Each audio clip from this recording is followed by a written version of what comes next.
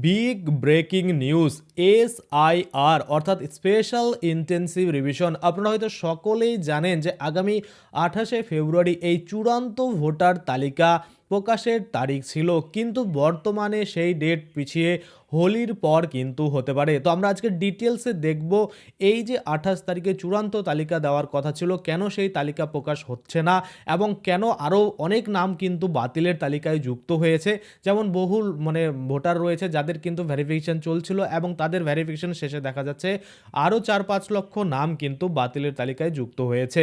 তো আপনাদের নামগুলো বাতিলের তালিকায় যুক্ত হয়েছে কিনা, বা আপনাদের নাম ফাইনাল বা চূড়ান্ত তালিকায় থাকবে কিনা, বা এই যে ফাইনাল তারিখ চেঞ্জ করা হচ্ছে কবে তাহলে ফাইনাল বা চূড়ান্ত ভোটার তালিকা আমরা পাবো, সমস্ত কিছুই কিন্তু আজকে আমরা এই ভিডিওর মাধ্যমে দেখে নেব। দেখুন, আপনাদের সামনে আমি খুলে রেখেছি সংবাদ প্রতিদিনের যে পেপার রয়েছে সেটা, এবং এখানেই এই নিউজ বেরিয়েছে আপনারা দেখতে পাচ্ছেন। আপনাদের সামনে আমি তুলে ধরছি, আপনারা দেখতে পাচ্ছেন পরিষ্কার করে এখানে বলেছে, কি বলেছে যে অমীমাংসিত 56 লক্ষের নথি, কমিশনের ব্যর্থতার তীব্র ক্ষোভ, চূড়ান্ত ভোটার তালিকা প্রকাশ পিছিয়ে হোলির পর।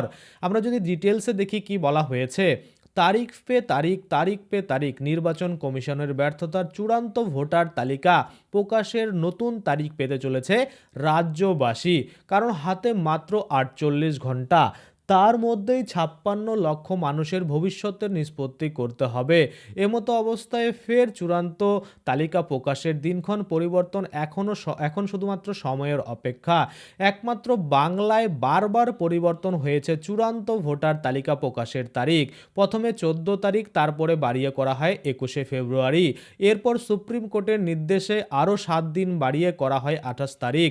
এবার দিন পিছানোর পরিস্থিতি তৈরি হলেও কবে তা নিশ্চিত নয়।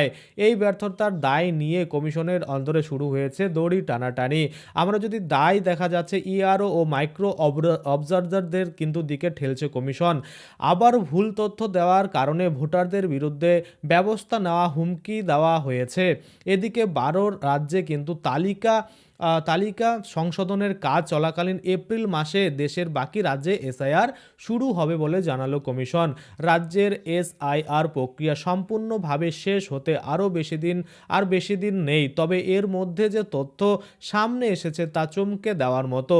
তাই মনে করা হচ্ছে প্রক্রিয়ায় সময়সীমা বাড়াতে পারে নির্বাচন কমিশন। রাজ্যের বিধানসভা নির্বাচনের আগে এই এসআইআর প্রক্রিয়া নিয়ে বিতর্ক শুরু থেকেই ছিল। এখনও পর্যন্ত পাওয়া খবর অনুযায়ী 58 লক্ষ ভোটারের নাম বাদ গিয়েছিল, তবে বৃহস্পতিবার জানা যায় আরও 4,44,970 জন ভোটারের নাম বাদ গিয়েছে অযোগ্য হিসাবে, কারণ তারা পর্যাপ্ত নথি দেখাতে পারেনি। অর্থাৎ এখনও পর্যন্ত প্রায় 63 লক্ষ ভোটারের নাম বাদ গেল। অন্যদিকে এসআইআর শুনানির পর্বে 5 লক্ষ ভোটার আসেনি বলেই জানা গিয়েছে। পাশাপাশি জেলাশাসকদের তরফে ভেরিফিকেশনে বাকি 4,66,323 জন ভোটারের। এছাড়া কিন্তু ফাউন্ড ওকে করা কি সত্ত্বেও যে ভোটারদের, এরপরে 5-এর পাতার পর রয়েছে, আমরা যদি দেখি 5-এর পাতায় এখানে আমরা দেখতে পাবো। তো দেখুন, এখানে তারপরে বলেছে যে এক্ষেত্রে টু বি রিভিউ করা হয়েছে সেই সংখ্যাটা প্রায় 30 লক্ষ। এআরওদের পক্ষ থেকে নিষ্পত্তি বাকি অন্তত 20 লক্ষ ভোটারের তথ্য। সব মিলিয়ে প্রায় 56 লক্ষ ভোটারের ভাগ্য এখনও ঝুলে রয়েছে। এই পরিপ্রেক্ষিতেই প্রশ্ন উঠেছে যে এসআইআর প্রক্রিয়ায় সময়সীমা আর বাড়বে কিনা। সূত্রের খবর, সময়ের মধ্যে যদি সব নিষ্পত্তি না হয় তাহলে সময় বাড়বে, তবে তা ঠিক করবে জাতীয় নির্বাচন কমিশনই, এমনটাই স্পষ্ট করেছে সিও দপ্তর থেকে। বুধবারই জানা গিয়েছিল পশ্চিমবঙ্গ থেকে প্রায় 1 লক্ষ ভোটারের নথি রাজ্যের বাইরে পাঠানো হয়েছিল তথ্য যাচাইয়ের জন্য, কিন্তু শুনানি শেষ হবার পরেও সেই নথিগুলি যাচাই হয়ে ফেরত আসেনি। নির্বাচন সময়সূচি অনুযায়ী 21শে ফেব্রুয়ারির মধ্যে সম্পূর্ণ তথ্য যাচাই প্রক্রিয়া শেষ হওয়ার কথা। তাই বিষয়টি নিয়ে স্বাভাবিকভাবেই উদ্বেগ কিন্তু তৈরি হয়েছে। জানা যাচ্ছে বাইরে পাঠানো এই নথি ইতিমধ্যেই এসআইআর প্রক্রিয়ার ডিজিটাল সিস্টেমে আপলোড করা রয়েছে, তবে চূড়ান্ত যাচাই না হওয়ার সেগুলিকে ফাউন্ড ওকে হিসাবে চিহ্নিত করা যাচ্ছে না। এর ফলে জেলা নির্বাচন আধিকারিকদের মধ্যে দ্বন্দ্ব তৈরি হয়েছে। কবে এই নথি ফেরত আসবে, কবে তা অনুমোদিত হবে তা স্পষ্ট নির্দেশ এখনও মেলেনি। এখনও 1,14,000 নথি আপলোড বাকি রয়েছে। সেগুলি কিভাবে নিষ্পত্তি হবে তা স্পষ্ট নয়, কারণ 14 ফেব্রুয়ারির মধ্যে আপলোড আপলোড করার কথা থাকলেও অনেক ইআরও তা কিন্তু করতে পারেনি বা নিজেদের কাছে রেখে দিয়েছে। এক্ষেত্রে সংশ্লিষ্ট এআরও যারা রয়েছে, ইআরও যারা রয়েছে তাদের বিরুদ্ধে কড়া ব্যবস্থা নেওয়ার হুমকি দিয়ে রেখেছে কমিশন। আবার এদিনও মনে করুন এদিনও কিন্তু এসআইআর আতঙ্কে মৃত্যু হলো এক ব্যক্তির, যেটা এসআইআর আতঙ্কে হয়েছে না অন্য আতঙ্ক হয়েছে সেটা আমরা জানি না, কিন্তু এসআইআর আতঙ্কেই ধরা হচ্ছে যে ওনার কিন্তু মৃত্যু হয়েছে। কোথায় মৃত্যু হয়েছে এখানে কিন্তু লেখা রয়েছে।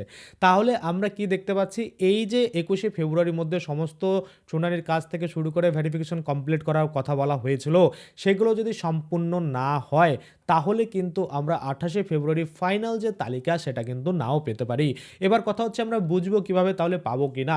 দেখুন এখনো নির্বাচন কমিশন থেকে কোনো রকম কিন্তু অফিসিয়াল বিজ্ঞপ্তি জারি করেনি যে 28 তারিখের পরে অন্য কোনো বা হোলির পরে কোনো ডেট দেওয়া হয়েছে সে তখন কিন্তু চূড়ান্ত ভোটার তালিকা দেওয়া হবে।